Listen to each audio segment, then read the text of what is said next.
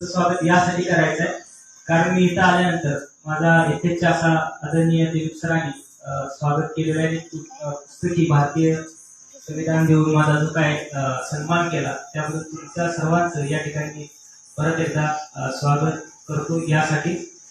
तसेच आजच्या या कार्यक्रमाचं सुंदर असं नियोजन नेटखं नियोजन आमचे मित्र अब्दुल सरांनी केलेलं आहे. त्याचंही त्यांच्या या पुण्यकर्माबद्दल मी या ठिकाणी पुण्याबद्दल जिंकतो यासाठी की लोकांनी काहीतरी ऐकावं. वर्षावासाच्या काळामध्ये जसं मगाशी दिलीप सर म्हणाले की वर्षावास हा जो काळ आहे पावसाळ्याचा काळ आहे आणि हा पावसाळ्याच्या काळात जे काय भिक्खू जीवन जगत असताना त्यांना येणाऱ्या अडचणी आणि त्या अडचणीतून मात करून जीवन यापन करण्यासाठी ह्या गोष्टीची व्यवस्था निर्माण केली आणि त्या व्यवस्थेचा लाभ घेता कसा घ्यावा याविषयीचं हे सगळं जे काय चालू आहे तर त्याविषयी आपण जाणून घेण्याचा प्रयत्न करत आहे. त्यामुळे हे सगळं जाणून घेण्यासाठी तुम्ही उत्सुक आहात विशेष ही त्यामध्ये चांगली महत्वाची गोष्ट आहे. कारण बौद्ध धर्माचं जीवन जगत असताना आपल्याला आपलं जीवन यापन करत असताना बौद्ध धर्माचा आधार घेऊन आपण जीवन जगत असताना तो कशा पद्धतीने आपण अंगीकारला पाहिजे याविषयीच जाणून घेण्याची उत्सुकता आपल्या सर्वांमध्ये आहे. त्यामुळे खरं तर मला आपल्या सर्वांचं या ठिकाणी कौतुक वाटतं आणि म्हणून परत एकदा तुम्हा सर्वांचं या ठिकाणी मी हार्दिक स्वागत करतो. आपल्याला माहित असेल की कोल्हापूर जिल्ह्यामध्ये समन्वय समिती नावाची एक समिती गठीत झाली आणि त्या समितीनं असं ठरवलं की आपल्या जिल्ह्यामध्ये धर्माचा प्रचार आणि प्रसार करावा आणि हा प्रचार आणि प्रसार करत असताना किमान 100 गावांमध्ये आपण एकाच दिवशी एकाच विषयावरती धर्मप्रवचन धर्मदेशना द्यावी आणि त्याचाच एक भाग म्हणून आषाढी पौर्णिमेपासून या प्रवचन मालिका सुरुवात झालेली आहे आणि आषाढी पौर्णिमेला वर्षावास सुद्धा सुरू झालेला आहे आणि या वर्षावासाचं औचित्य साधून कोल्हापूर जिल्हा समन्वय समितीच्या माध्यमातून हा प्रोग्राम हा जो कार्यक्रम आहे तो राबवला जात आहे आणि त्याचाच एक भाग म्हणून मी आज आपल्या गावामध्ये आपल्याशी काही गोष्टी हितगुज करण्यासाठी आज तुमच्यामध्ये उपस्थित आहे. तर आपल्याला माहित आहे की गेल्या अनेक दिवसापासून म्हणजे मागच्या आठवड्यामध्ये आदरणीय चोपडे सरांनी या ठिकाणी आपल्यामध्ये प्रबोधन करण्याचा प्रयत्न केलेला आहे. मी प्रबोधन म्हणणार नाही पण काही गोष्टी ज्या मी माझ्या जीवनामध्ये जगत आहे आणि त्याचा मलाही लाभ होत आहे आणि तो तुम्हालाही लाभ व्हावा या दृष्टिकोनातून मी आजची आपली जी काय चर्चा आहे किंवा मी जी काय बोलणार आहे तर ते तुम्हाला निश्चितच लाभदायक असेल असं मला वाटतं आणि त्या अनुषंगानेच मी आज जे काय माझं जी देशना आहे ती आपल्या पुढे ठेवण्याचा प्रयत्न करण्याचा. कारण आजच्या देशनेचा जो विषय आहे तर आपल्याला जसं समन्वय समितीने ठरवलं तर तोच विषय घेऊन मी आपल्या पुढे आजची जी देशना ती देणार आहे. तर आजच्या या देशनेचा जो विषय आहे तर प्रज्ञाशील करुणा हा आजच्या आपल्या देशनेचा विषय आहे. आपल्याला माहित आहे की डॉक्टर बाबासाहेब आंबेडकरांनी 14 ऑक्टोबर 1956 ला धर्मांतर केलं आणि हे धर्मांतर केल्यानंतर आपल्याला 22 प्रतिज्ञा दिल्या आणि ह्या 22 प्रतिज्ञामधल्या जी 18वी प्रतिज्ञा आहे तर ती 18वी प्रतिज्ञा काय आहे तर बाबासाहेब म्हणतात प्रज्ञाशील आणि करुणा या तत्वांची सांगड घालून मी माझं जीवन यापन करेन. ही 22वी जी प्रतिज्ञा आहे ही प्रतिज्ञा फार महत्वाची प्रतिज्ञा आहे. पण बाबासाहेब म्हणत आहेत प्रज्ञाशील करुणा या बौद्ध तत्वांची सांगड घालून मी माझं जीवन यापन करणार. आणि मग हा इतका महत्वपूर्ण विषय असताना ह्या विषयाला आपण स्पर्श करणं हे फार महत्वाचं आहे आणि म्हणून आज आपण ह्याची काय प्रज्ञा आहे शील आहे आणि करुणा आहे ही ह्या 3 ज्या गोष्टी आहेत ही जी 3 तत्व आहेत ही 3 तत्व आपण आपल्याला समजून घेणं तितकीच गरजेचे आहे. जर आपल्यामध्ये प्रज्ञा आपल्यामध्ये नसेल तर आपण जीवन यापन करत असताना अनेक अडथळ्यांना सामोरं जात असतो आणि अनेक अडथळ्यांना सामोरं जात असताना आपलं जीवन यापन कष्टाचं दुःखाचं असमाधानाचं बनतं आणि म्हणून आपल्यामधला जी वीर आहे ते थकल्यासारखं आपल्याला वाटत असतं आणि म्हणून ते वीर थकू नये त्या प्रज्ञेची खऱ्या अर्थानं आपल्याला ओळख व्हावी आणि आपल्या जीवनामध्ये त्याचा चांगल्या पद्धतीने वापर मदत व्हावी या अनुषंगाने आज आपण प्रज्ञेला जाणून घेण्याचा प्रयत्न करणार आहे. एक छोटीशी गोष्ट आहे प्रज्ञेच्या अनुषंगाने तर ती त्या गोष्टीनं मी आजच्या या विषयाला सुरुवात करत आहे. एक राजा होता आणि त्या राजाने ठरवलं की काही एक आंधळी लोक होती त्या आंधळ्या लोकांना त्यांनी बोलवलं आणि त्या आंधळ्या लोकांना बोलून त्यानं ठरवलं की मी आज त्यांची परीक्षा घेणार आहे आणि ती परीक्षा कशी घ्यायची याचंही त्या राजाला ठरवलं. आणि त्या राजाला ठरवलं एक हत्ती आहे, त्या हत्तीला घेऊन या असं सांगितलं त्या राजाने. आणि तो हत्ती घेऊन त्यांच्या जे काय त्याचे सैन्य आहेत ते आले आणि त्या हत्तीला एका पटांगणामध्ये बांधलं आणि जवळपास 7 एक जे आंधळे लोक होते त्या आंधळ्या लोकांना बोलवलं आणि त्यांनी सांगितलं की तुम्हाला तुमच्या पुढं एक अशी वस्तू उभा केली आहे, त्या वस्तूला तुम्हाला काय करायचं आहे, ओळखायचं आहे. आणि मग ते 7 जे काही आंधळे लोक होते ते गेले, त्या हत्तीजवळ गेले आणि त्यांनी काय केलं, त्या हत्तीचं निरीक्षण करायला सुरुवात केली. त्यांनी त्यांच्या परीने जे काय त्यांना समजलं ते त्यांनी निरीक्षण करण्याचा प्रयत्न केला. एका आंधळ्यानं काय केलं की तो जे हत्तीचे पाय आहेत त्या पायाला हात लावला, एका आंधळ्यानं त्या हत्तीची शेपूट आहे त्याला हात लावला, एका आंधळ्यानं त्याची जी सोंड आहे त्या सोंडेला हात लावला, एका आंधळ्यानं हत्तीचे जे कान आहेत त्या कानाला हात लावला. आणि अशा प्रकारे त्या आंधळ्याने प्रत्येक गोष्टीचं निरीक्षण केलं. आणि मग त्या राजाने परत त्या आंधळ्या व्यक्तीला पुढे बोलवलं आणि त्याने विचारलं की तुम्ही ज्या हा जो काही प्राणी आहे त्या प्राण्याचं निरीक्षण केलेलं आहे आणि तुम्हाला तो प्राणी कसा वाटतो, तर तुम्ही आता जे काही त्या प्राण्याचा अनुभव केलेला आहे तर तो अनुभव आम्हाला सांगा की तुम्हाला तो हत्ती कसा दिसला किंवा कसा तुम्ही त्याचा अनुभव केला. तर जो एक आंधळा आहे त्या आंधळ्यानं पायाला हात लावला होता, तर तो म्हणाला की हत्ती हा आपलं हे काय म्हणतोय खांबासारखा आहे. कारण त्याला ज्या काही त्यानं त्या पायाला हात लावला होता, पायाचं निरीक्षण केलं होतं, कारण त्याला दृष्टी नसल्यामुळे त्यानं हाताने स्पर्श करून त्या हत्तीला जाणण्याचा प्रयत्न केला आणि त्याने जाणलं की हत्ती कशासारखा आहे, खांबासारखा आहे. दुसऱ्या आंधळ्याला विचारलं तू कसा हत्तीला तू जाणलंस, तर तो म्हणाला त्यानं कानाला हात लावला होता, तो म्हणाला हत्ती सुपासारखा आहे. त्याने जे काही कान आहे त्या कानाला हात लावल्यामुळं त्याला हत्ती त्या सुपासारखा हत्ती वाटला. दुसऱ्या आंधळ्याला विचारले की तू कसं बाबा ह्या हत्तीला जाणलंस, तर त्यानं त्याच्या शेपटीला हात लावला होता आणि त्याने शेपटीचं निरीक्षण केलं होतं, तो त्यामुळं तो काय म्हणाला हत्ती झाडू सारखा आहे. हत्ती कशासारखा आहे, झाडू सारखा आहे. दुसऱ्या आंधळ्यानं त्या सोंडेला हात लावला होता, तर त्याला विचारले की तू कसा हत्तीला जाणलंस, तो त्याने सोंड पाहिली होती, तर तो म्हणाला की हत्ती हा ओंडक्यासारखा आहे. आणि मग राजानं विचारलं बसलेल्या काही लोकांना की बाबा हत्ती कसा आहे, तर मग ज्या लोकांना चक्षु आहेत म्हणजे ज्यांना डोळे आहेत तर त्यांनी सांगितलं हत्ती जसं ह्या लोकांनी वर्णन केलं होतं तसंच वर्णन केलं, पण त्यांनी एकत्रित वर्णन केलं. एकत्रित वर्णन म्हणजे हत्ती हा असा असा दिसायला आहे, त्याला सोंड आहे, त्याला कान आहे, त्याचे पाय असे आहेत. पण त्या आंधळ्याने मात्र त्याचं निरीक्षण करत असताना त्यांनी निरीक्षण कसं केलं, त्यांना जसं समजलं तसं निरीक्षण केलं, त्यांना जसं ज्ञात झालं तसं त्यांनी त्याला जाणलं आणि तसंच ते कथन करण्याचा प्रयत्न केलं. पण त्यांनी जे सत्य सांगितलं ते कसं होतं, अर्धसत्य होतं. आणि हे अर्धसत्य असल्यामुळं जो काय हत्ती आहे, जो हत्ती जसा आहे तसा सांगण्याची कुवत त्या आंधळ्या व्यक्तीमध्ये नसल्यामुळं त्यांनी हत्तीचं अर्धसत्य सांगितलं आणि आज आपली तशीच अवस्था झाली आहे. कारण आपल्याला दिसतं पण आपण त्या गोष्टींचा अनुभव करत नसल्यामुळं, आपल्यामध्ये ती प्रज्ञा चक्षु नसल्यामुळं आपण अर्धसत्याला आपण जाणतो आणि अर्धसत्याला जाणून आपण दुःखाच्या खाईमध्ये पडतो. आणि भगवंत काय म्हणतात, प्रज्ञा म्हणजे काय आहे तर सम्यक दृष्टी आहे. सम्यक दृष्टी आणि सम्यक संकल्प या दोन्ही मिळून एकत्रित ज्यावेळेस येतात त्यावेळेस खऱ्या अर्थाने ती प्रज्ञा असते. आणि प्रज्ञा म्हणजे आपण जसं म्हणतो की शहाणपण आहे, पण तितकीच ती मर्यादित नाही. तर प्रज्ञा म्हणजे ज्याला दुःख, अनित्य आणि अनात्माचा बोध होतो त्याला आपण प्रज्ञा असे समजतो. म्हणजे काय, जगात दुःख आहे, भगवंतांनी जे आर्य सत्य शोधले त्या 4 आर्य सत्याचं ज्याला ज्ञान झालं त्याला खऱ्या अर्थानं प्रज्ञा प्राप्त झाली असं म्हणता येतं. म्हणजे भगवंतांनी जी 4 आर्य सत्य सांगितली ते पहिलं आर्य सत्य होतं दुःख आर्य सत्य. मग दुःख काय आहे हे जो व्यक्ती अनुभवानं जाणतो, दुःख कशात आहे अनुभवानं जाणतो, त्या दुःखाचं कारण काय आहे हे अनुभवानं जाणतो, त्या दुःखाचं निवारण काय आहे हे अनुभवानं जाणतो आणि तो दुःख निवारणाचा जो मार्ग आहे त्या दुःख निवारणाच्या मार्गाला जाणतो, त्याचं ज्ञान घेतो.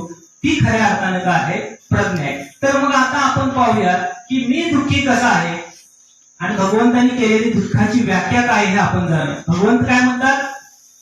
जन्म दुःखकारक आहे, जरा दुःखकारक आहे, मरण दुःखकारक आहे, प्रिय व्यक्तीचा संयोग दुःखकारक आहे, अप्रिय व्यक्तीचा वियोग दुःखकारक आहे. आपण एखादी गोष्ट आहे ती आपल्या इच्छेविरुद्ध घडते आणि ती इच्छेविरुद्ध घडलेली जी गोष्ट आहे ठीक आहे दुःख आहे. आणि संक्षेपात आपण ज्यावेळेस जातो त्यावेळेस पंच उपादान स्कंद जे आहे ते दुःख आहे. भगवंत काय म्हणतायत? जन्म होणं हे सुद्धा काय आहे? दुःख आहे. जरा मरण ज्या काय जरा आहेत, व्याधी आहेत, पीडा आहे, रडणं शोक करणं हे काय आहे? दुःख आहे. आणि मग जन्म कसा दुःखकारक आहे? तर बघा ज्यावेळेस जन्म होतो त्या जन्म झाल्यानंतर ते मुलगा ज्या मूल आपल्या आईच्या गर्भामध्ये असतो तोपर्यंत त्याला त्या आईच्या गर्भामध्ये असणारं जे काही उबदारपणा आहे तो त्याला तो फील करत असतो, त्यामुळे त्याला ते सुरक्षित वाटत असतं. पण ज्यावेळी ते त्याच्या आईच्या गर्भातून बाहेर येतं आणि बाहेर आल्यानंतर ज्यावेळेस हा जो प्रकाश आहे त्याच्या डोळ्यांवरती पडतो त्यावेळेस त्याला तो जो प्रकाश आहे तो नकोसा वाटतो आणि त्यामुळे ते काय करतं? रडायला सुरुवात करतं. ज्यावेळेस ते त्या आईच्या गर्भातून बाहेर येतं, बाहेर आल्यानंतर बाहेरचा जो हवेचा स्पर्श आहे तो त्याला गार वाटतो आणि तो गार स्पर्श आहे तो त्याला नकोसा वाटत असतो आणि ते नकोसं वाटणं म्हणजे काय आहे? दुःख आहे. त्यामुळे ते काय करत असतं? रडत असतं. जोपर्यंत ते त्याच्या आईच्या गर्भामध्ये असतं तो पण आई त्याला सगळ्या गोष्टी पुरवत असते, ऑक्सिजन पुरवत असते, वायू पुरवत असते. पण ज्यावेळेस ते आईच्या गर्भातून बाहेर येतं आणि बाहेर आल्यानंतर त्याला हे जे श्वास घेणं आहे हा श्वास घेण्यासाठी त्याला अडचण होते आणि ह्या अडचण झाल्यामुळे तो श्वास घेण्यासाठी त्याला जो काय प्रयत्न आहे तो प्रयत्न करत असताना त्याची हालचाल आहे, हात पाय हलवत असतो आणि तो हात पाय हलवत ते रडत असतं. हे रडणं काय आहे? दुःख आहे. आणि भगवंत म्हणतात हा अशा प्रकारे जो काही जन्म आहे तो दुःख आहे. या अनुषंगाने भगवंत म्हणतात दुःख आहे. आणि मग हे जीवन आपण करत असताना आपण पाहतो की जसं आपण आपण पाहतो की आपला जन्म झाल्यानंतर आपण असंच राहतो का? तर पुढे जाऊन आपण आपली जीवन यापन करत असताना आपण तरुण बनतो, म्हातारा बनतो आणि म्हातारा बनून आपली जी काया आहे त्या कायेला काय करत असतो? सोडत असतो. आणि मग आपण पाहतो की आपलं हे काही जीवन जगत असताना आपल्याला असं वाटत असतं की मी मोठा होऊ नये. लहान मुलांना वाटतं की मोठं होऊ नये, लहानपण हे बालपण हे कशाला काय चांगलं बालपण आहे आणि असंच राहावं असं लहान मुलांना वाटत असतं आणि त्यामुळे त्यांना वाटतं की मोठं होऊ नये. पण ते तसं होत नाही. वृद्धांना वाटत असतं की आपले केस पिकू नयेत, आपले दात पडू नयेत, आपल्या चेहऱ्यावरती सुरकुत्या पडू नयेत असं लोकांना वाटत असतं. पण ते तसं होत नाही. आणि असं जी काही आपली इच्छा आहे त्या विरुद्ध ह्या सगळ्या गोष्टी घडत असतात. त्या सगळ्या गोष्टी काय आहेत? दुःख आहे. कारण त्या गोष्टीला आपण जाणण्याचा प्रयत्न करत असतो आणि मग या आपल्या इच्छेविरुद्ध होणाऱ्या गोष्टींना आपल्याला वाटत असतं की त्या तशाच राहायला पाहिजेत, पण त्या तशा राहत नाहीत आणि त्यामुळं तशा न राहिल्यामुळं आपल्या मनामध्ये काय होतं? दुःख उत्पन्न होतं. आणि मग भगवंत म्हणतात हेच दुःख आहे. ह्या दुःखाला जोपर्यंत आपण जाणणार नाही तोपर्यंत ह्या दुःखातून बाहेर पडण्यासाठी काय करणार नाही? आपण प्रयत्न करणार नाही. आणि अजून आपण पाहतो की अजून काय आहे दुःख? एखादी जी गोष्ट आहे आपल्या इच्छेविरुद्ध घडते ती दुःख आहे.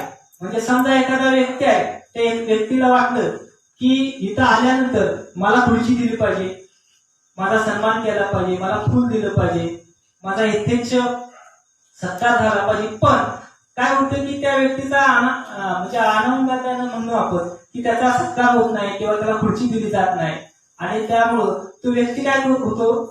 तासाभराचा कार्यक्रम असतो पण तासभर तो या अंगावरून त्या अंगावर कारण तो अस्वस्थ होतो. कारण त्याला वाटत असतं की मला इथं मान दिला पाहिजे, मला खुर्ची दिली पाहिजे, पण त्याला ती खुर्ची मिळत नाही, त्याला तो मान मिळत नाही, त्याला तो सत्कार होत नाही आणि त्यामुळे तो काय होतो? अस्वस्थ होतो, दुःखी होतो. त्या दुःखाचं कारण काय असतं? त्या दुःखाचं कारण असतं तृष्णा. पण त्याला त्या दुःखाचं कारण काय वाटत असतं? त्या दुःखाचं कारण वाटत असतं की ती खुर्ची आहे त्याच्या दुःखाचं कारण असतं. ती खुर्ची त्याच्या दुःखाचं कारण आहे. त्याचा जो मान आहे तो त्याच्या दुःखाचं कारण आहे. तो सत्कार आहे तो त्याच्या दुःखाचं कारण आहे. पण तो त्याचं कारण कशात पाहत असतो? तर तो जे कारण आहे तो आयोजकांमध्ये पाहत असतो. त्याला वाटतं की या आयोजकांनी मला खुर्ची दिली नाही, या आयोजकांनी मला फूल दिलं नाही, या आयोजकांनी माझा सत्कार केला नाही, त्या आयोजकाने मला मान दिला नाही, हा तो तिथं कारण शोधत असतो, पण ते कारण तिथं नसतं, तर ते कारण आपल्या कायेमध्ये आपल्या मनामध्ये असतं. कारण तो विकार आहे, जी तृष्णा आहे ते आपल्यामध्ये आहे. ती तृष्णा कशाची आहे? लोभाची आहे. म्हणजे मला माझा सत्कार झाला पाहिजे, मला खुर्ची मिळाली पाहिजे, खुर्चीचा लोभ आहे, सत्काराचा लोभ आहे. हा जो काय लोभ आहे, हा लोभ आहे, हा लोभ दुःखाचं कारण आहे. म्हणजे दुःखाचं कारण काय आहे? तृष्णा. तृष्णा हे काय? दुःखाचं कारण आहे. आणि म्हणून ह्या दुःखाच्या कारणांना जो जाणतो तोच ह्या दुःखाचं कारण नष्ट करण्यासाठी प्रयत्न करतो. म्हणून भगवंत काय म्हणत आहेत?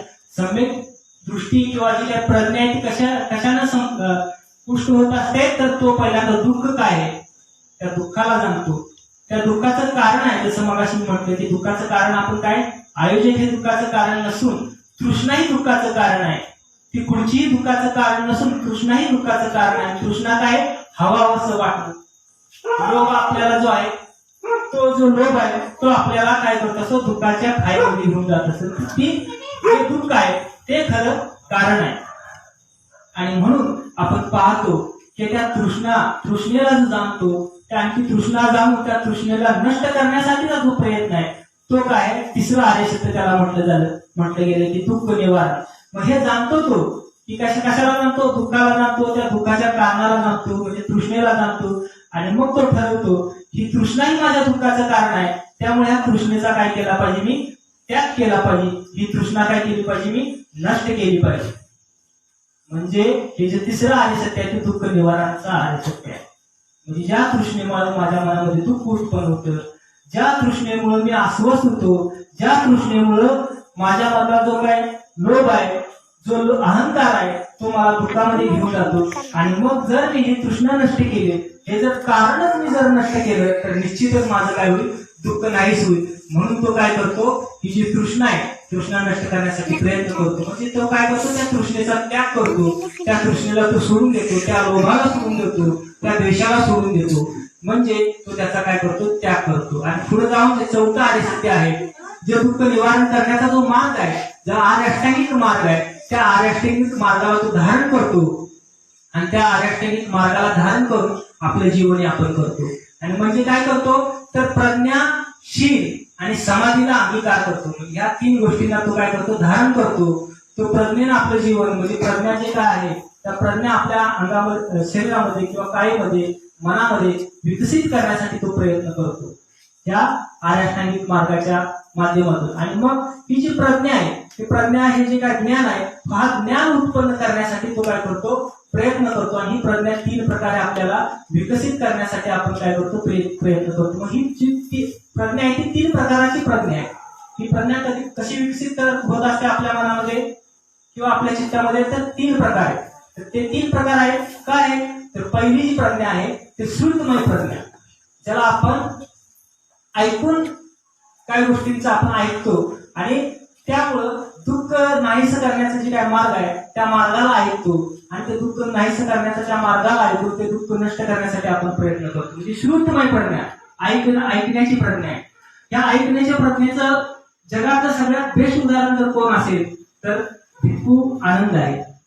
आपल्याला माहित असेल की आनंद नावाचा जो भिक्खू आहे तो गौतम बुद्धांचा भाव आहे, चुलत भाव आहे. तो चुलत भाव असल्यामुळं तो आनंद काय करायचा? भगवंताची सेवा करायचा. आणि भगवंताची सेवा करत असताना त्याने भगवंता पुढं अटी घातल्या होत्या. काय अटी? तर त्याने सांगितलं होतं की भगवंताची मी जर सेवा करणार असो तर माझ्या काय भगवंतांना अटी आहेत. तर त्या काय अटी आहेत? तर त्याने ठरवून सांगितलं होतं भगवंतांना, समजा एखाद्या दिवशी एखाद्या गावात मला जर तुमच्यासोबत प्रवचनाला घेता आलं नाही तर तुम्ही काय करायचं आहे? जे काय तुम्ही प्रवचन तिथं सांगितलेलं आहे त्या गावामध्ये ते प्रवचन तुम्ही आल्यानंतर मला जसंच्या तसं काय करायचं आहे? सांगायचं. ही माझी पहिली अट असेल. दुसरी अट काय असेल? तर तुमच्यासोबत येत असताना मला तुम्ही आग्रह करायचा नाही, जेवण घेण्यासाठी आग्रह करायचा नाही. कारण लोक म्हणतील की हा जेवणासाठी भगवंतासोबत राहतोय, त्यामुळे मला तुम्ही जेवणासाठी आग्रह करायचा नाही. ही त्याची अटी, असा अटी घालणारा हा पहिलाच व्यक्ती असेल. आणि म्हणून तो जो आनंद आहे तो आनंदाचे फार मोठा व्यक्ती आहे, तो जो भिक्खू आनंद आहे. तर त्या आनंदा यासाठी मी आनंद म्हणताय की त्यांची जी काही श्रुतमय प्रज्ञा होती ती इतकी विकसित झालेली प्रज्ञा होती. आज आपण पाहतो जी काय पहिली धर्म परिषद झाली त्या धर्मपरिषदेमध्ये 84,000 स्कंदांचं काय झालं, पठण केलं गेलं. 84,000 स्कंद जे दुःखमुक्तीचे स्कंद आहेत ते सांगितले गेले आणि 500 भिक्खूंनी त्याला अनुमती दिली. त्यामध्ये 80,000 जे स्कंद आहेत ते एकट्या आनंदाने सांगितलेले आहेत. त्या 500 भिक्खू संघामध्ये 80,000 त्यामध्ये जे काही स्कंद आहेत, जे दुःखमुक्तीचे स्कंद आहेत, तर ते दुःखमुक्तीचे स्कंद जसे आहे तसे, जसे त्याने भगवंतांकडून ऐकले तसे ते त्या परिषदेमध्ये त्यांनी सांगितलं की हे जे काय 80,000 स्कंद आहेत, त्या 80,000 स्कंदाच्या माध्यमातून आपण काय करू शकतो, दुःखमुक्त होऊ शकतो. म्हणून मी मग असे म्हटलं की हा भिक्खू आनंदाच्या बौद्ध जगतावरती फार मोठे उपकार आहेत. जर का त्यांनी जसेच्या तसे हे 80,000 स्कंद सांगितले नसते आणि त्यांनी जर थोडं काय त्याच्यामध्ये स्वतःच काय घालून सांगितलं असतं तर खऱ्या दुःखमुक्तीच्या मार्गापासून आपण काय झालो असतो, वंचित झालो असतो. पण तसं त्यांनी केलं नाही. जसं भगवंतांनी सांगितलं, जसं त्याने ऐकलं तसं त्यांनी त्या धर्मपरिषदेमध्ये ठेवलं आणि त्या धर्मपरिषदेमध्ये 500 भिक्खूंनी काय केलं, त्याला ती संमती दिली. म्हणून ह्या ज्या काय आनंद आहे, तो आनंद हा बेस्ट उदाहरण आहे श्रुतमय प्रज्ञेचं.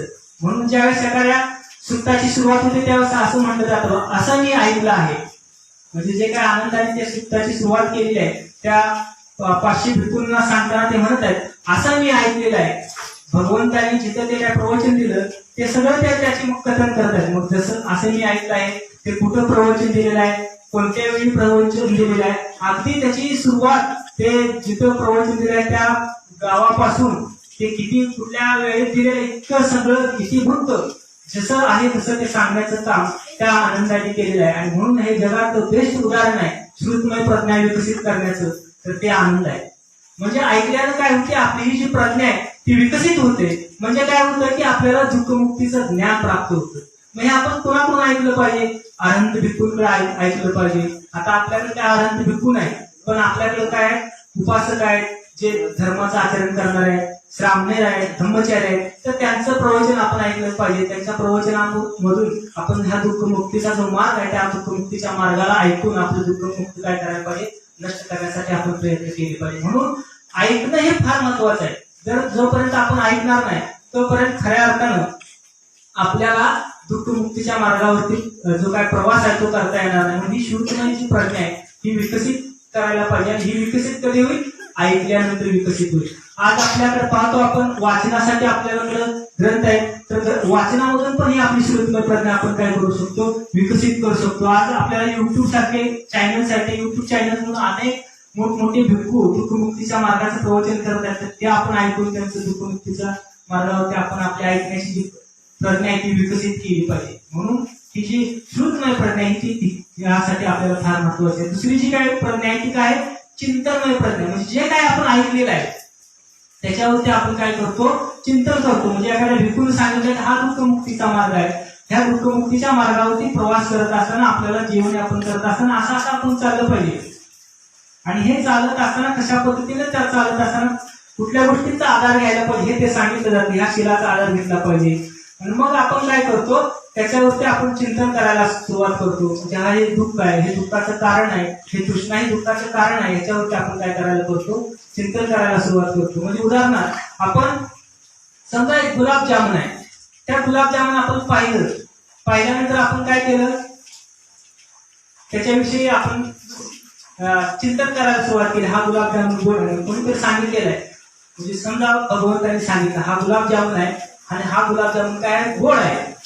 मग आपण काय केलं, भगवंतांकडून ऐकलं हा गुलाबजामुन गोड आहे, तर मग आता गुलाबजामुन बनवायचा कसा याच्याविषयी आपण चिंतन करायला सुरुवात केली. मग त्याच्यावर लागणारं जे साहित्य आहे हे साहित्य आपण काय करतो, उपलब्ध करतो. साहित्य उपलब्ध करणं म्हणजे काय, चिंतन आहे ना, चिंतनमय प्रज्ञा. आणि मग आपण ते सगळे गुलाबजामुन साहित्य गोळा करतो आणि मग तो गुलाबजामुन आपण काय करतो, तयार करतो.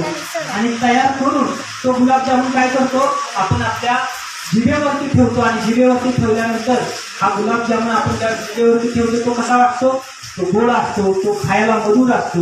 आणि मग आपल्याला अनुभव येतो जसा आपण हा गुलाबजामुन जो काय मी ऐकला होता गुलाबजामुन गोड आहे, तो निश्चितच मी आता त्या गुलाबजामुनाविषयीचं चिंतन केलं, तो गुलाबजामुन बनवला आणि गुलाबजामुन खाऊन त्याचा मी अनुभव केला. म्हणजे आपण काय केलं, श्रुतमय प्रज्ञेनं गुलाबजामुन पाहिला, त्या गुलाबजामुनाविषयी ऐकलं, तो कसा बनवायचा आहे, तो मार्ग काय, त्या मार्गाला आपण जाणलं. आणि मग शेवटी आपण काय केलं, तो गुलाबजामुन बनवला आणि तो गुलाबजामुन बनवून आपण काय केला, तो गुलाबजामुन खाल्ला. आणि खाल्ल्यानंतर आपण काय केलं की तो खरंच गोड आहे, तो गुलाबजामुन खरंच गोड आहे याविषयी आपल्याला काय झालं, ज्ञान झालं. म्हणजेच काय, तर ही जी तिसऱ्या प्रकारची जी प्रज्ञा आहे ती भावनामय प्रज्ञा आहे. ती भावनामय प्रज्ञा काय केली, आपल्यामध्ये आपण भावित केली, विकसित केली. म्हणजे आपण पाहिलं हा जो काय दुःख मुक्तीचा मार्ग आहे, जगात जे काय दुःख आहे, दुःखाचं कारण काय आहे हे आपण जाणलं. आणि दुःखाच्या कारणांना जाणून ते दुःख निवारण करण्याचा जो मार्ग आहे त्याला जाणलं. म्हणजे दुःख निवारण करण्याचा जो मार्ग आहे तो काय, तर त्यागनं त्याला सोडून देणं हा दुःखाचा जो निवारणाचा मार्ग आहे त्या मार्गाला जाणलं. आणि मग आपण पुढे जाऊन पाहिलं की पुढे जाऊन काय पाहिलं की दुःख निवारणाचा जो मार्ग आहे, जो प्रतिपाद आहे, तो आर्याष्टांगिक मार्ग आहे. आणि ह्या सगळ्या गोष्टींचा बोध होत असताना तीन गोष्टी अजून ह्या गोष्टी होतात की काय होतं, दुःख आहे, अनित्य आहे आणि अनात्मा आहे. या तिन्ही गोष्टीचा काय बोध होतो आणि त्यालाच काय म्हटलं गेलेलं आहे, प्रज्ञा म्हटलेलं आहे. म्हणजे दुःख आहे, मी दुःखी आहे, हे जी गोष्ट आपल्याला समजलं. जी दुःख आहे ते अनित्य आहे, हे जे काय दुःख आहे ते टिकणार नाही, तर ते दुःख संपणार आहे, ते बदलणार आहे, ते परिवर्तन आहे. म्हणजे दुःखाला जर आपण गोंजारात बसलो तर आपलं आयुष्य असंच निघून जातं. पण हे दुःख संपणार आहे हा भाव जर आपण आपल्यामध्ये उत्पन्न केला, की जर दुःखाला आपण संपवू शकतो हा आशावाद जर आपण आपल्यामध्ये उत्पन्न केला, तर आपण त्या दुःखाला त्याग करून, त्या दुःखाला नष्ट करून आपण आपलं जीवन यापन करू शकतो. म्हणजेच काय, अनित्य आहे, बदलत आहे, हे बदलणाऱ्या गोष्टीला आपण जाणू शकतो. आणि पुढे जाऊन जे अनात्मा आहे, ज्याला आपण अनात्मा म्हणजे काय, मी माझं म्हणून ज्याला पकडून ठेवलेलं आहे, ह्याची काय आपली काया आहे, त्या कायेला आपण काय आहे, सत्काय दृष्टी ज्याला म्हटलेलं आहे, मिथ्या दृष्टी. ह्या मिथ्या दृष्टीने आपण आपल्या कायेला पकडून ठेवलेलं आहे. म्हणजे काय की माझी काया आहे ती मला दुःख देणारी काया आहे असं आपण म्हणतो. मग त्या कायेमधल्या मीला जर आपण नष्ट केलं, माझ्या म्हणणाऱ्या ज्या गोष्टींना आपण पकडून ठेवलेल्या आहे त्या जर गोष्टींना नष्ट केलं, तर हा जो अनात्माचा जो भाव आहे ह्या गोष्टींचा जर त्याग केला, तर आपण निश्चितच काय करू शकतोय, आपण आपल्यामधलं जे दुःख आहे त्याला संपवू शकतोय. ज्या पंच उपादान स्कंदाचा आपण त्याग करून आपण खऱ्या अर्थानं आपल्यामधला जो मीपणा आहे ह्या मीपणाला जर आपण सोडलं, तर निश्चितच मला वाटतं की आपल्याला काही अनात्माचा बोध होईल. अनात्माचा बोध होणं म्हणजे काय, आपल्या कायेविषयी आपल्याला समजणं, आपली काया कुठल्या गोष्टीनं बनलेली आहे. काया बनत असताना काय भौतिक घटक आहे, त्या भौतिक घटकाने आपली काया बनलेली आहे आणि आध्यात्मिक घटकाने आपली काया बनलेली आहे. भौतिक घटक काय आहेत, तर पृथ्वी आहे, पृथ्वी धातू आहे, आप धातू आहे, तेज धातू आहे आणि वायू धातू आहे. पृथ्वी धातू ना आपली काया बनलेली आहे, आप धातू म्हणजे पाण्यानं आपल्या काया बनलेल्या आहेत, तेज धातू म्हणजे उष्णतेने आपली काया बनलेली आहे, वायू धातू म्हणजे जो काय आपण घेणारा श्वास आहे, आपल्या कायेमध्ये असणारे जे काय गॅस आहे, तर त्यांना आपली ही काया बनलेली आहे. आणि आध्यात्मिक घटक काय आहे, तर नाम घटक आहे. म्हणजे त्यामध्ये वेदना आहे, संज्ञा आहे, संस्कार आहे आणि विज्ञान आहे. म्हणजे जी काय आपल्या ह्या कायेला वेदना होते, सुखद असेल तर सुखद आहे, दुःखद असेल तर दुःखद आहे. मग आपण काय करतो, सुखद वेदना आणि ती माझी आहे असं म्हणतो आपण, माझी वेदना आहे. आणि दुःखद वेदना आली तर आपण काय करतो, त्याचा त्याग करतो किंवा तिची घृणा करतो किंवा तिचा तिरस्कार करतो किंवा तिच्याप्रती आपण द्वेष उत्पन्न करतो. पण भगवंत काय म्हणताय, ही जी काय माझी म्हणून आपण जी काय आपण पकडलेली आहे, माझी म्हणून जी ही वेदना आहे ती आपली नाही आहे. तर ती जी काय आपण त्याच्याप्रती जो दिलेला प्रतिसाद आहे म्हणजे काय, तो संस्कार आहे. म्हणजे सुखद असेल तर त्याला आपण पकडतो, दुःखद असेल तर त्याचा आपण काय करतो, तिरस्कार करतो. हा तिरस्कार करणं, पकडणं हा काय संस्कार आहे. मग भगवंत म्हणतात त्याचं आकलन होणं म्हणजे काय, ती संज्ञा आहे. म्हणजे आपण त्या संज्ञेला नाव देतो, ही सुखद संज्ञा आहे, ही दुःखद संज्ञा आहे, आणि त्याचं आकलन करून आपण ते हे करतो. पण पुढे जाऊन काय करतो, ते कशाच्या आधारे जाणत असतो, तर मनाच्या आधारे. आणि हे मन म्हणजे काय, विज्ञान. आपण जे विज्ञानाचा जो घटक आहे ते 4 घटक आहेत मनाचे, तर हा विज्ञान हा 4था घटक आहे. त्या विज्ञान म्हणजे काय, हे आपली जी काया आपली जी बनलेली आहे, ते पंच इंद्रिय जे आपले आहेत आणि 6वं जे इंद्रिय आहे ते मन आहे. तर पंच इंद्रिय काय आहेत, आपलं हे जे रूप आहे, रूप जे आपण पाहतो, डोळे आपले इंद्रिय नाही का, तर डोळ्याचा इंद्रिय विषय काय आहे, रूप आहे. कानाचा विषय आहे काय, ऐकणं हा त्याचा विषय आहे. नाकाचा विषय गंध आहे, जिभेचा विषय रस आहे आणि त्वचेचा विषय स्पर्श आहे. ह्या सगळ्या गोष्टींना आपण काय करत असतो, जाणत असतो. आपल्याला समजतं की जी मी माझं म्हणून पकडलेलं आहे, माझी काया माझं काय ऐकत नाही. मला असं वाटतं की माझे केस टिकून आहेत, पण ती काय तसं करणार नाही, कारण तो तिचा जो धर्म आहे, तो बदल हा तिचा धर्म आहे. तर त्याचे केस टिकणार, आपले वृद्ध झाल्यानंतर दात पडणार, ह्या सगळ्या गोष्टी काय निसर्ग नियमाला धरून चालणार आहे. पण आपल्याला असं वाटत असतं की आपण काय करावं, हे माझे दात पडू नये, हे माझे केस टिकू नये, पण ते तसं होत नसतं आणि त्याला पकडून ठेवल्यामुळे आपण दुःख भोगत असतो. पण इथं काय होतं, ह्या गोष्टी त्याला समजतात, तो प्रज्ञेनं जाणतो, ह्या सगळ्या गोष्टींना प्रज्ञेनं जाणतो आणि मग काय करतो, याच्याविषयीचा तो त्याग उत्पन्न करतो आपल्या मनामध्ये. हे तर घडणारच आहे, त्यामुळं ह्या गोष्टींचा तो त्याग उत्पन्न करतो आणि अनात्माचा बोध करतो. मी म्हणून मी ज्याला काय पकडून ठेवलेलं आहे ते माझं नाही, तर हे सगळं जे काय आहे हे 4 महाभूतांनी बनलेले कायच आहे. आणि मग तो त्या कायेविषयीचा जो लोभ आहे, त्या लोभाचा त्याग करतो, त्या लोभाला सोडून देतो आणि मग तो खऱ्या अर्थानं दुःखमुक्तीच्या मार्गावरती प्रवास करतो. म्हणून ही प्रज्ञा जी आहे, ती प्रज्ञा आपल्या मनामध्ये उत्पन्न होणं फार गरजेचं आहे. आणि म्हणून ह्या प्रज्ञेला उत्पन्न करण्यासाठी ज्या 3 गोष्टी आपण मगाशी पाहिल्या, श्रुतमय प्रज्ञा, चिंतनमय प्रज्ञा आणि भावनामय प्रज्ञा, ह्या 3 गोष्टीचा आपण काय केला पाहिजे, विकास केला पाहिजे. ह्या कशासाठी, तर आपल्या दुःखमुक्तीसाठी. ह्यासाठी आपल्याला प्रज्ञा आपल्या जीवनामध्ये फार महत्वाची आहे. मग पुढे जाऊन भगवंत बाबासाहेब काय म्हणतायत, शिलाशिवाय प्रज्ञा बिनकामाची आहे. आणि म्हणून शील जे आहे ते शील सुद्धा फार महत्वाचं आहे आणि त्या शीलाला आपण धारण करणं तितकंच गरजेचं आहे. जोपर्यंत आपण आपल्या शीलाला प्रज्ञेचा आधार देत नाही, तोपर्यंत जी प्रज्ञा आहे ती पुष्ट होणार नाही. आणि म्हणून शीलाचा आधार आपल्या जीवनामध्ये असणं फार गरजेचं आहे. शीलाचा आधार कशासाठी घ्यायचा आपल्याला, कारण आपली काया, वाचा आणि मन हे दूषित आहे. आणि आपण आपले जे काय कर्म आहेत, कायनं होणारे कर्म आहेत, वाचेनं होणारे कर्म आहेत, मनानं होणारे जे कर्म आहेत, हे दूषित असल्यामुळं ते कर्म सुद्धा काय होत आहेत, दूषित होत आहेत.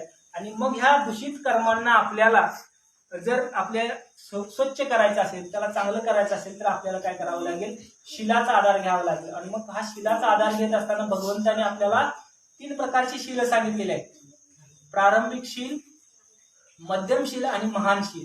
आता हे जे प्रारंभिक शील आहेत हे आपण उपासक म्हणून आपल्यासाठी फार महत्वाचे आहे. आणि हे आपण जे पंचशील मगाशी म्हटलेलं आहे, तर हे पंचशील आपल्यासाठी फार महत्वाचे शील आहे.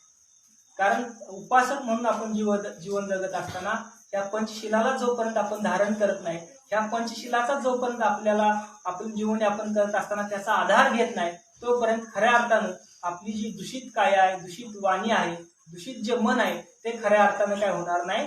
त्या दूषित मन, दूषित काया आणि दूषित वाणी बदलणार नाही. आणि मग या दूषित कायेला, दूषित वाणीला, दूषित मनाला जर बदलायचं असेल, तर ह्या पंचशिलाचा आपल्याला आधार घ्यायला पाहिजे. मग आपण त्याचं काय केलं पाहिजे, तर पहिलं जे शील आहे, पानातिपाता वेरमणी शिक्कापदम समाधी आहे, म्हणजे मी प्राणी हिंसा करणार नाही, याची शिकवण आपण ग्रहण केली पाहिजे. म्हणजे मी प्राण्यांची काय करणार नाही, हिंसा करणार नाही, कुठल्याही प्राण्याला माझ्याकडून इजा होणार नाही, याची मी काळजी घेणार. कारण जसा मला जीवन जगण्याचा अधिकार आहे, तसाच त्या प्राण्याला सुद्धा जीवन जगण्याचा अधिकार आहे. त्यामुळे मी त्याचा जीवन जगण्याचा अधिकार हिरावून घेणार नाही, त्या प्राण्याला कुठल्याही पद्धतीने मी हिंसा करणार नाही, याची आपण काय केली पाहिजे, शिकवण ग्रहण केली पाहिजे. हे कशासाठी, तर आपल्या कायेला सुधारण्यासाठी, आपल्या मनाला सुधारण्यासाठी, आपल्या चित्ताला सुधारण्यासाठी ह्या गोष्टी आपल्याला काय करायच्या आहेत, अंगीकारायच्या आहेत. आणि म्हणून आपण कुठल्याही प्राण्याची हिंसा करणार याची आपण शिकवण ग्रहण केली पाहिजे. पुढे जाऊन काय करायचं, दुसरं काय, आदिन्नदाना वेरमणी शिक्कापदम समाधी आहे, म्हणजे मी चोरी करणार नाही किंवा चोरी करण्यापासून अलिप्त राहण्याची शिकवण ग्रहण करणार आहे. म्हणजे आपल्याकडून अजाणतापणे न दिलेली वस्तू आपण घेत असतो, तर त्या न दिलेल्या वस्तू घेण्यापासून अलिप्त राहण्याची मी शिकवण ग्रहण करणार आहे. म्हणजे समजा आता लहान मुलं आहेत, तर लहान मुलं काय करतात, शाळेत शिकत असताना एखाद्या आपल्या मित्राचा जो पेन आहे तो अजाणतेपणे काय करतात, तो घेतात. आणि मग काय होतं, ती चोरी होते, कारण ती न दिलेली वस्तू आपण घेतलेली आहे. आणि म्हणून या बारीक गोष्टी आपल्याला वाटत असतात, पण ह्या बारीक सारीक गोष्टींमुळे काय होत असतं की दुःख आपल्या मनामध्ये उत्पन्न होत असतं. आणि आपल्याला हे दुःख संपवायचं असेल, तर ह्या बारीक सारीक गोष्टींना आपल्याला काय करायचं आहे, त्या टाळायच्या आहेत. मग आपण काय करायचं आहे, न दिलेली वस्तू घेण्यापासून अलिप्त राहणार आहे. मग कुठली आपण काय करणार आहे, तर जी दिलेली वस्तू आहे तेच आपण काय करणार आहे, घेण्यासाठी आपण पुढाकार घेणार आहे. म्हणजे जसं आपण आपली प्राणी मगाशी आपण म्हटलं की प्राण्यांचं लालन पालन करण्यासाठी आपण प्रयत्न करणार आहे, तसंच मी माझ्यामधला लोभ कमी करण्यासाठी जो कोणी दिलेली वस्तू आहे तीच घेणार आहे आणि माझा लोभ कमी करण्यासाठी मी दान धर्म सुद्धा करणार आहे. म्हणून ह्या गोष्टी फार महत्वाच्या आहेत. आपल्या कायेला सुधारण्यासाठी दान धर्म सुद्धा होणं फार गरजेचं आहे. म्हणजे तिसरं शील आहे म्हणजे काय, कामे सुमेच्चारा वेरमणी शिक्कापदम समाधियामी, म्हणजे मी व्याभिचार करण्यापासून अलिप्त राहण्याची शिकवण ग्रहण करणार आहे. म्हणजे जे काय माझ्याकडून व्याभिचार होत आहेत, जो काय माझ्याकडून पाहण्याचा व्याभिचार होत आहे, ऐकण्याचा व्याभिचार होत आहे, स्पर्श माझ्या जे कायेला होणारा स्पर्शाकडून होणारा व्याभिचार आहे, तर ह्या व्याभिचारांपासून मी काय होणार आहे, हा व्याभिचार टाळण्यासाठी मी प्रयत्न करणार आहे.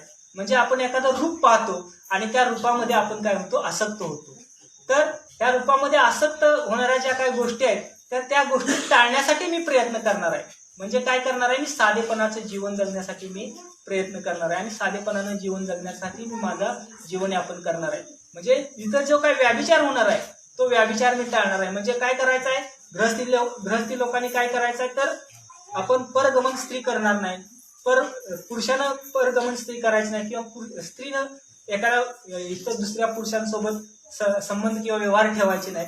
तर ह्या गोष्टींपासून मी अलिप्त राहणार आहे. कारण ह्या जर गोष्टी मी ठेवल्या तर काय होणार आहे, माझं जीवन यापन करत असताना दुःख माझ्यामध्ये उत्पन्न होणार आहे आणि म्हणून मला माझं दुःख संपवायचं असेल तर या गोष्टींपासून मी काय होणार आहे, अलिप्त राहणार आहे. म्हणजे मी माझ्या पतीसोबत समाधानी राहणार आहे, मी माझ्या पत्नीसोबत समाधानी राहणार आहे. असं आपण काय करायला केलं पाहिजे, आपण जीवन यापन करण्यासाठी एक ती प्रतिज्ञा केली पाहिजे. तरच आपण खऱ्या अर्थाने चांगलं जीवन जगण्यासाठी आपला मदत होणार आहे. आणि पुढे जाऊन जे चौथं शील आहे तर ते काय आहे, आपलं जे चौथं